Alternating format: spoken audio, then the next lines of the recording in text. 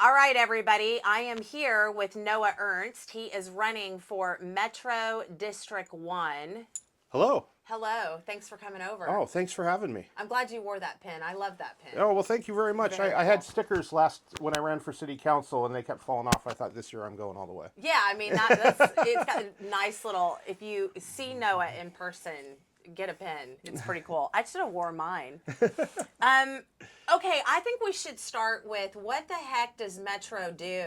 Because I'm not sure people really, it's an extra piece of government. Yeah, it's a regional government that sits over the tri-counties, and it has limited roles, but I think very important roles around urban growth boundary setting. It brings in money for homelessness through a tax. It runs the zoo and the convention center and a bunch of parks. It's supposed to be in charge of ensuring there's enough developable land within the metro area so that development can grow, but in a planned way. And and it's supposed to be a government that coordinates. It does transportation planning, but it's supposed to be a government that coordinates with all the different governments within its boundaries in order to plan regionally for things like growth and transportation and different services. Great. So Noah and I have indirectly, I think we've known each other for almost a decade. Yeah. So some of you know my story as, I guess, an activist or somebody saying what's going on in this city. And so I met your wife years ago. Yeah. Liz, Liz, she's wonderful. yeah. And through gardening stuff too. I think Yeah. you came over and looked at her garden. Yeah, it's always about gardening. So I would like people to know a little bit about your background, your political philosophy, and how you plan to project that in your governing through Metro should you be elected. Well, I'm from the Pacific Northwest. I've lived all over Western Oregon and Western Washington in small towns. We moved a lot when I was young. I went to Central Washington University where I got degrees in fine art and philosophy, so I was not qualified to do anything. My dad and I started a business. We ran that for a few years. I went to law school at University of Oregon School of Law. I practiced law for about 10 years. And then the Great Recession hit. The firm that I worked for did construction stuff representing contractors and developers. And of course, in 2008, nobody built anything. And so there's no contract work on the front end. Sounds familiar. Yeah, but no litigation work on the back end. So I needed a job, and I went, and a friend of mine said, hey, you should try driving cab until you find a real job. And I drove cab for 3 years for Radio Cab, and now for about 14 years, I've been a superintendent, and I'm also their in-house counsel. I'm still an active lawyer. So that's my background. My political philosophy, I think, is that it can be summed up in that we need fiscal responsibility. We need accountability to results. I don't understand. Amen. I've never understood how that became a partisan thing. Whatever you want to accomplish as someone in government, you should be ensuring that the programs that you fund and then the money you spend is accomplishing those goals. The second thing that's really important to me in government is actually listening to the people that you represent. What I saw in my city council campaign, I ran for city council 2 years ago to represent District 1 in Portland, which is East Portland, which now I'm running for Metro Council, also District 1, coincidentally, also the East Side. And what I heard from the people that I talked to, and I still hear, is that they don't think that their elected representatives actually listen and represent them. And that's really frustrating to me, especially in East Portland and in East County, which is so different from the rest of Portland, the rest of the metro area. You need someone who's going to go out there, listen to people, figure out what they need, figure out what things work for that part of our region, and advocate for those things. Because what works for downtown Portland, what works for what I think a lot of us think of as the far left advocacy community, right, doesn't work out on the east side, and the people who live there don't want it. And I think that's super important from where I come from in terms of my political theory, right, is that you have to listen to the people who you represent. You have to go there. You have to advocate for those things. You have to make sure that the things you're doing actually achieve the results that the people in your district want. That's fundamentally what you're there to do, is to represent people. Yeah, so let's talk about right now. You're running against an incumbent. Right, Ashton Simpson. Yes, and Ashton, talk to me about the direction that you've seen in District 1 and how that would be different. Well, I mean, I think there's some really obvious things around transportation, which, as a person in the taxi industry, is a thing I have experience with. Is that we've seen, he comes from what was it, Portland Walks. He was the head of Portland Walks, the advocacy group. He comes from cars are bad. Everybody should be walking. Everybody should be riding bicycles, and you see Or that, riding public or transportation. riding public transportation, and you see that in the programs that or the policies that we get, where it's remove lanes of traffic to put in bus lanes, or it's make put in dedicated bike lanes, or put in the median down division. Although that was a City of Portland project, but it's the same transportation philosophy that he advocates for. He's very proud of the new 82nd Avenue project, although and in Where we're eliminating 50% of the of the, automobiles. Yeah, and I'm yeah, a few blocks away. no, Yeah. we're not removing 50% of the automobiles. We're removing 50% of the lanes of traffic. No one is suggesting that the automobiles will go down. They will just be not moving. Good point. And that's the kind of thing that I really dislike is why are you punishing people, especially in East Portland, right? Especially in East County, where distances are further, where people are less likely to be able to live near where they work, where there are fewer grocery stores and you have to drive faster. 3 of them near my house closed down. Yes. That means you have to go further to take your kids to school, to go to the grocery store, to go to work. It's a travesty what's happened to Gateway, Right. by the way. Yeah. And what that means, and then they say, well, you should use public transportation. Meanwhile, TriMet is cutting routes in on the east side, in Far East. It makes no sense. And that's one of the things why the east part of our area is different. It was built differently. It was built before it was part of the City of Portland. It was built around motor vehicles. They refer to the major streets as high crash corridors. They're just the streets where the most people drive because they're ways that you get from point A to point B. Thoroughfares. Right. And so my feeling, and the most important thing, is that it doesn't work. They promise you that traffic fatalities are going to go down. And they're going up. And in 10 years, they've gone up. They promise you that people are going to get out of their cars and onto bicycles or onto public transportation. Bicycle commuting hasn't moved. The needle has not moved. And it's gone down, as a matter of And fact. public transportation has gone down. So none of the things that they say that it's going to do actually come to pass, but it costs a huge amount of money and people don't like it, except for the people who are part of that advocacy community or the people who ride bicycles every day, that very small percentage of our region. And they're causing disruption and difficulty for the rest of us who have to work and have to go to work by car and have to commute by car and have to take our kids to school by car. It doesn't make any sense to me. And if it worked, at least they would have that to hang their hat on. But it hasn't worked in any major city in the United States that has adopted it. 0. So, and I don't understand why people don't care. I think that sums it up. Maybe it's just information, so thanks for explaining that thoroughly. Yeah. I was gonna ask you if there was anything that, like, what type of positions you're running on, and I think that was a good explanation. That's definitely one of them. I think we should dig into this SHS tax, supported housing, because it's something a lot of people are thinking about and questioning. Mm-hmm. I know there's been some polls where the vast majority of people, over 75%, I think it's like 88%, are just Okay. like, I'm a no on this. I don't Right. think it's been good.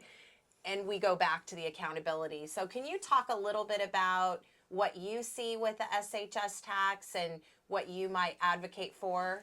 Well, I think the most obvious thing that a lot of us see is that a huge amount of money has been collected, a huge amount of money has been spent, and the problem that they say they are fixing has gotten worse. I mean, it's that simple. What we need is someone who is going to insist on accountability for where those dollars are going. It's hard to be supportive of a tax that is supposed to achieve a reduction in homelessness and that kind of thing when people see that getting worse. I mean, also when you look at where the money from that tax is going and you see those organizations that are getting it and they have twice as many employees as the number of people that they're helping, or they are taking retreats to Bend with their entire staff, or as we've seen, they're taking their family on vacation to Hawaii because that's where they started their bank, so they could take vacations to Hawaii. It appears. You're wondering where that money is going, what we're getting for it, and what it's actually doing. So this is interesting. So that story that just came out, where the CEO of Home Forward, which is a quasi government entity as well as a private entity, Right. had spent $100,000 on international trips over the course of about a year. Just got $171,000 severance, by the way, for that. Yeah, well, and a 59% raise one year. But that money funnels through Metro. Yeah, it comes. That program is funded in part by the SHS tax, and it makes you wonder how much of other money that they're spending is. This is just one little story. Yeah, right. Yeah. The other thing is, you also have to wonder, how does nobody notice this for years, right? Why do there have to be things like news stories, or in the case of Sunstone Way, a whistleblower complaint to find out how much money is being wasted there, right? They overbilled Multnomah County by $500,000 in 2002, and we're still being funded by Multnomah County for another 4 years. You have to wonder, where's the accountability? Where is the oversight? This money for the SHS comes through Metro and then is distributed by Metro to the counties. So at some point, Metro has an obligation, in my opinion, to ensure, to the extent that the law allows them to make sure that money is being spent effectively and not being wasted. And when the mayor of Portland comes out and says, between Metro and the counties and the city of Portland, we're spending 10 times the amount on homeless services that we spent in 2017, and we find out that we have more homeless people than we have ever had, you really have to say, where is this money going? Who's in charge of making sure it's doing its job? Who's in charge of figuring out when it's not? And it feels like nobody is. That we just fund programs and we don't care about results. And that's 100% 180 backwards. We should not care about programs. Programs are a means to an end. The end is solving the homeless crisis. If a program does that, then you fund it. If it doesn't, then you don't. But we can't be married to the program as if the program is the end-all, be-all. It isn't. It's a tool. Does that make sense to you? Yeah. And you have to, that's why there has to be that oversight and accountability and auditing and where is the money going. When I ran for city council, one of the things I pointed out was they're spending at that time $60,000 per homeless person per year. I think it's up to $70,000 now. Does anybody believe any homeless person on the streets of Portland is getting $70,000 worth of services a year? You'd have to be insane to believe that. Ashton Simpson thinks that all of homelessness is caused solely by affordability in the city, affordability, right? People lose their homes because homes have become unaffordable. He needs to go walk and talk to people that are out there. Beyond that, my mortgage is not $70,000 a year, right? It's $24,000 a year. So if you simply bought every single homeless person in my house with my mortgage, you would save almost 2/3 of the money if affordability were the issue. I mean, theoretically, if they weren't like peeling the house for items and accessories that they could sell them, and absolutely, so they could for drugs, because we know a lot of them are using, unfortunately. Absolutely. Well, and that's what we have to look at is you need people who are looking at these problems, who are willing to acknowledge that mental health and substance abuse are both causes of homelessness and are reasons people can't get out of homelessness. It's not just affordability. I don't even know how big a percentage of it affordability is. right? Because we know that the housing first model has utterly failed. And if you put drug addicted people in housing, they are in fact more likely to overdose and die. So we need people who are going to be realistic, who are going to look at what the problem actually is and are not going to just repeat, you know, their belief or their what the position they advocate from and say let's look, let's see what's going to solve this problem. Let's make sure that SHS money is being put towards things like real mental health treatment to get people into a place where they can change their lives and get off the street. Real drug addiction treatment and with follow-up so that those people who are addicted to substances can get the help they need and the follow-up they need to stay, To be supported to in be the supported. community. Yeah. Because all of us, I think, right, and that all of us want to help people who are less fortunate than us, who have problems, who are not in a position to help themselves. Yeah. But we don't want to be suckers. We're sick of having government take our money and not only not solve the problem, but take our money, spend it, and have the problem get worse. And I that, feel like there's just a lot of people that are making a lot of money off of people suffering, and it really enrages me, Noah. well, so look at Sunstone Way, right? They ran when they were shut down. They were down to two shelters, one of which had 38 beds and the other which had 92 beds. And they had, on any given night, according to the Willamette Week, 70 of the beds in the 92-bed shelter were empty. They had 145 employees, including 41 management employees. What the heck? I called my brother-in-law, who has been in the hotel industry his entire career. He's a manager at a big hotel. They have 328 beds. They have 130 employees. They have 10 management employees, and one of those management employees is the executive chef, right? So what you have is a huge number of people and a huge number of managers to essentially take care of 40 people a night, maybe, right? I mean, it just screams, what is all this money going to? Is there nobody in this system who understands what something should cost or how much money, how many people you need to run it? You see what I mean? And so you just look, like you say, you look at it, it looks like these things are created not to actually house people, Right. but to employ all those people, Right. all those people from the homeless services, I don't know, community. And when I brought this up when Mr. Simpson was there, his position was there is no such thing as the homeless industrial complex, and and he gave an anecdote about Oh, contraire. well, he gave an anecdote about some program that he thought was really good, but it's that kind of thing, right? That people, when we use that term, homeless industrial complex, that's what we're talking about. Excuse me. We're talking about people who are their whole business is being funded to do something, but it really seems to exist for the purpose of employing the people. Right. Instead of measuring sort of results, we're measuring output. Right. Yeah. Oh, we have this great program. Look, it runs two shelters. Well, how top heavy is it? Like, where is all this money actually going? Yeah. It seems to be going to full-time salaries for all these people. It doesn't actually seem to be going to providing the appropriate service. Yeah.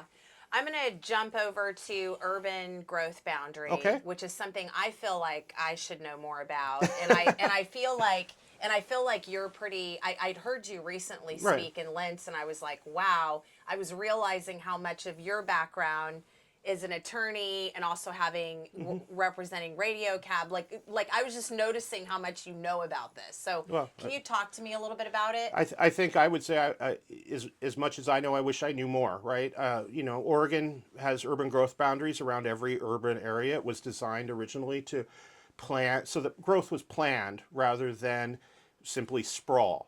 Right? So that you don't drive down a highway and see the same McDonald's and Burger King and 7-Eleven every mile for 40 miles. And the urban growth boundary, Metro controls the urban growth boundary. They're supposed to review it periodically, determine where and when it needs to be expanded, and their mandate is that they're supposed to have 20 years of developable land within the urban growth boundary, right?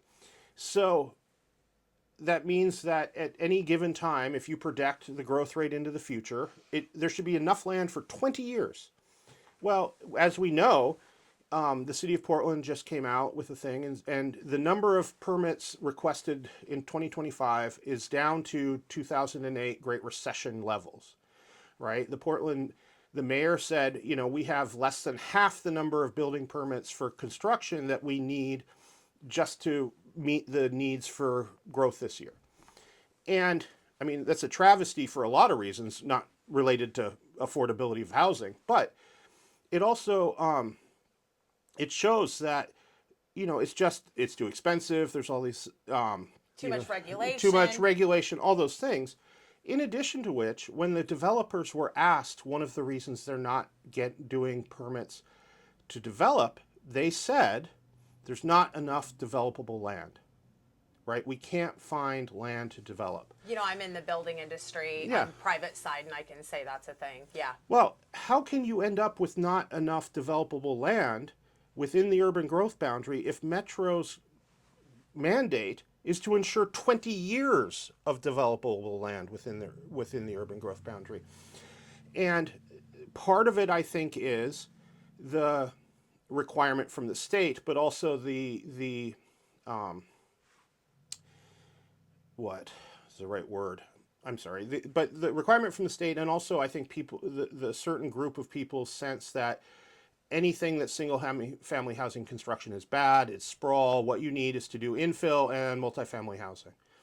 And so there is enough. That's not appropriate for everybody. It isn't, and you have to ask yourself the question: is it actually something that most people want? Right?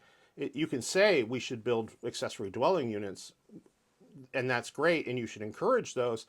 But if the majority of people want a single family home, then that's not going to solve the housing problem if people don't want to live there, right? Well, it's interesting because we were talking about Metro One, where you're running, and I feel like there's a lot of single family homes Absolutely. in there, and I feel like it's always been this bedroom community that supports Portland, where people go to raise their families. I think that's true. Yeah. I think that's true, and it was as we know, it was all developed differently because at the time, most of East Portland and a lot of East County was being developed. It was all unincorporated county. It wasn't part of a city. So they could do, at the time, because it was before statewide urban growth planning, whatever you wanted. And so they built bigger lots. They built houses further apart. They built it all around the car.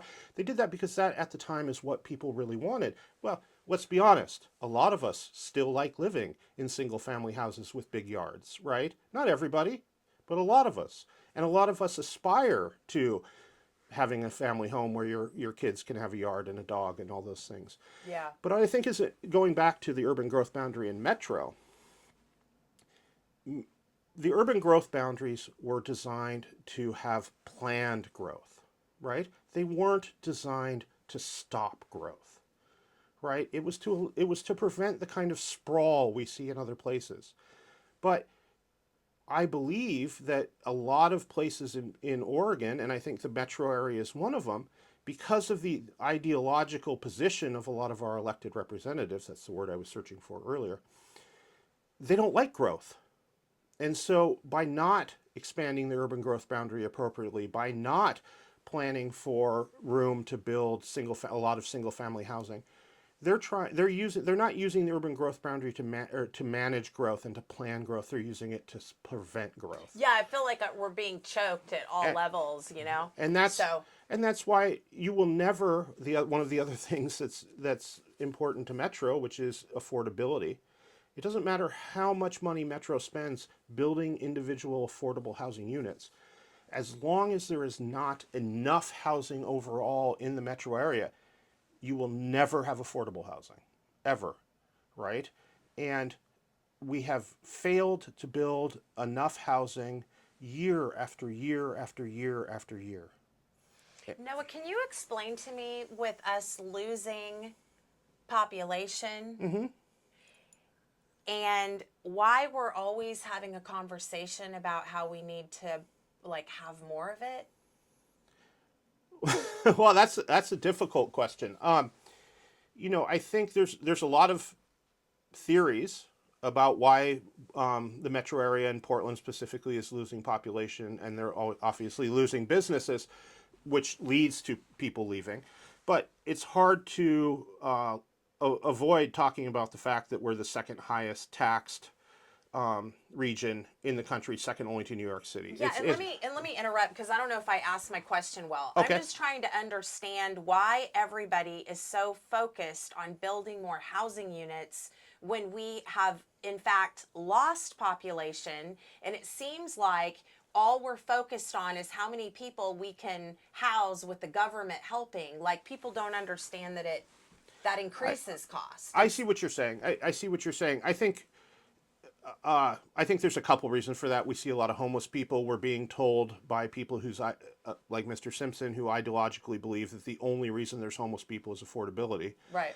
So there's that. We have to build and we have to fund affordable housing because that will solve the homeless problem in and of itself, which is obviously, I think, to most people not true. The second reason I think that people are really focused on building more housing is that we have failed year after year after year after year to meet the demands for housing, and that has created very high prices. Right? We know that the Portland metro area, while not on an objective sense, the prices aren't as high as some places. When you look at the ratio between what the average, the median income is and the median home price is in the Portland metro area, It's considerable. Yeah. it's incredibly expensive. And so people look at that and say, if people are going to move here and start businesses, we have to bring that ratio into Yeah. rationality. We can't have home prices continuing to go up and up and up while incomes remain the same, or nobody will move here. So I think I think both you those answered that well. Yeah. Okay, thank you. Those things all play into it, and I think part of it is what is the cost of land. With if you don't expand the urban growth boundary enough, then land is expensive, and that increases construction prices. And then part of it is obviously the state mandate of you have to build a certain percentage of your construction has to be multifamily or infill, and that fundamentally doesn't work for a lot of the smaller communities, especially in East Metro, right? Where that's not what the people who live there want. That's not what they're going there to get. But all those things are treated the same by the state and therefore by everybody else. And that goes back to what we talked about at the very beginning about representing your constituents, right? Someone who sees that, who's elected representative for that area of Metro, should be saying, hey, this isn't working for my constituents. Maybe I need to go be talking to my representatives down in Salem so that we can get that changed so that those municipalities can build the type of housing that they need and want rather than being hamstrung. Right. This is what you're gonna like. This Right. is what we're gonna do. It Right. just feels like everything's being done to us. Yeah, it's a very top down, we know what's best for you mentality. I think you have to go in, you have to vote for me because you like what I stand for or what I believe or how I want to run. Yeah. But that doesn't mean that your leaders should be shoving things down your throat, right? A lot of what should happen in government should be bottom up. It should be, what do you in these areas, in these communities need and want from your government? Not what is your government going to force you to do. Right.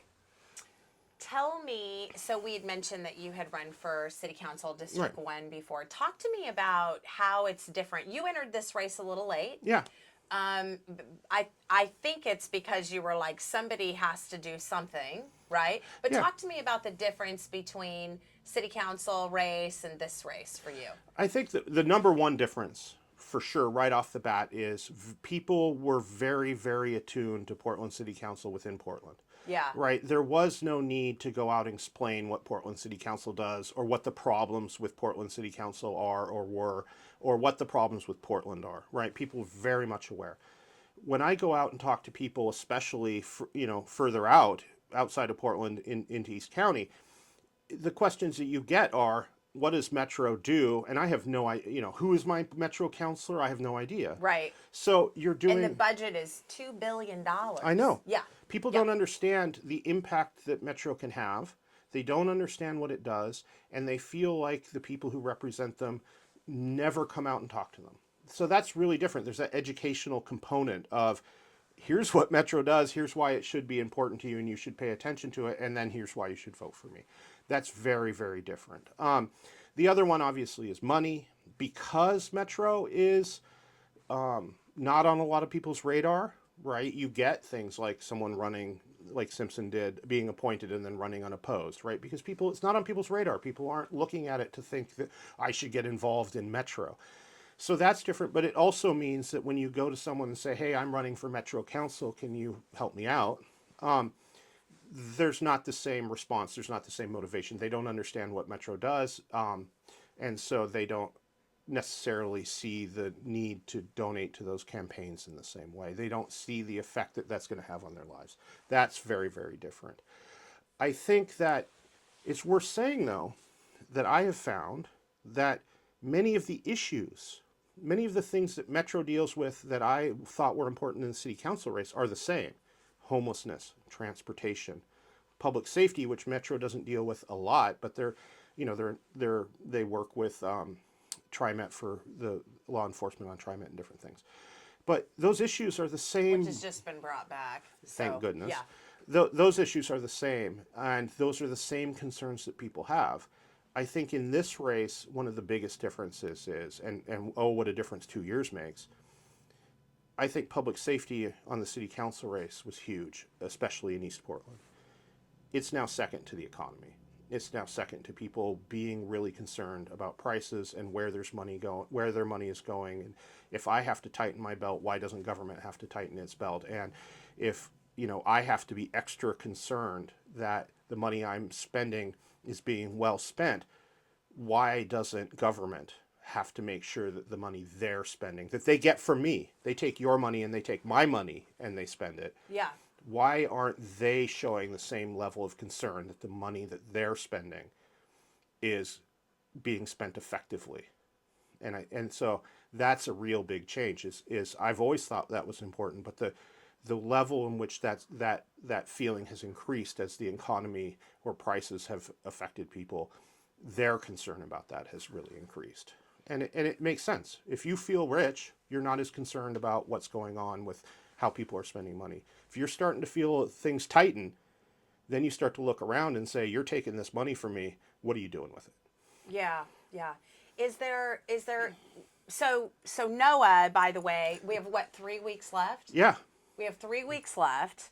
So, number one, you want to let people know about Noah running for Metro, because this isn't a position most people are focused on. Absolutely. You also, I'm sure, could use some donations. I could always use donations. And I will tell you, I am humbled genuinely by every single donation that someone gives me. The fact that someone can listen to me talk, can understand the problems that I'm trying to address and say, I want to support you and I want to give you money to run for this political office, amazes me every time somebody does it. And because I know how hard it is for me to decide to give money to a candidate, especially right now. And you're giving a lot of money right now in your time, I'm sure, running. Right? Yeah, I mean, right. That's the number. Sweat equity is the number one thing that a candidate puts in, I think. Yeah, yeah. So we're making sure every one of those dollars that people donate to us goes as far as it possibly can in terms of getting the message out there and the word out. So anything anybody can do to help is so greatly appreciated, and we will make sure that we will stretch those dollars as far as they can possibly go. Great. Many hands make light work. Absolutely. Absolutely. Noah Ernst, District 1 for Metro. All right. Thank you very much. Thank you.